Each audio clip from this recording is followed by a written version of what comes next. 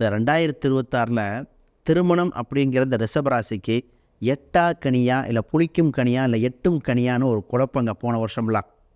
ஏங்க எல்லாமே இருக்குது, சொத்து இருக்குது, வீடு இருக்குது, என் பொண்ணு கிடைக்கல. இதே பெண்கள் பார்த்திங்கன்னா, சார் நானும் வேலைக்கு போகிறேன், ஸ்டேட்டஸ் நல்லா இருக்குது, ஒரு ஜோசியர் இருக்குன்ட்டாங்க, ஒரு இது இல்லைன்ட்டாங்க. அப்போ ஏதோ ஒன்று தடுத்துக்கிட்டே இருந்தது.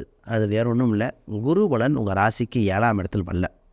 ஒரு வார்க்க கோடி நன்மை, செவ்வாய் நன்றாக இருக்கணும். இப்போ ஜூனுக்கு மேலே என்ன பண்ணால் குரு உச்சம் வருகிறார். குரு உச்சம் பெற்ற பார்வையாக தன் ராசிக்கு 7ஆம் வீட்டை பார்க்கும் பொழுது வரன்கள் நிச்சயமாக அமையும்.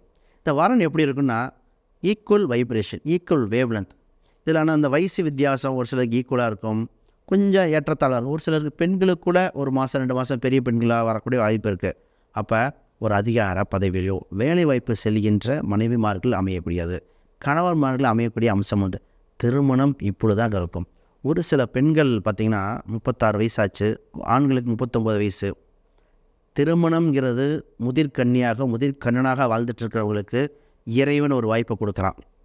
அப்போ 3ஆம் இடம் சுப தகவல்கள், 9ஆம் இடம் பாக்கியஸ்தானம் எல்லாம் சேர்ந்து வலுப்பெறும்போது திருமணமே இல்லை என்று நினைத்தவங்களுக்கு திருமண பாக்கியங்கள் அமைஞ்சிருச்சு.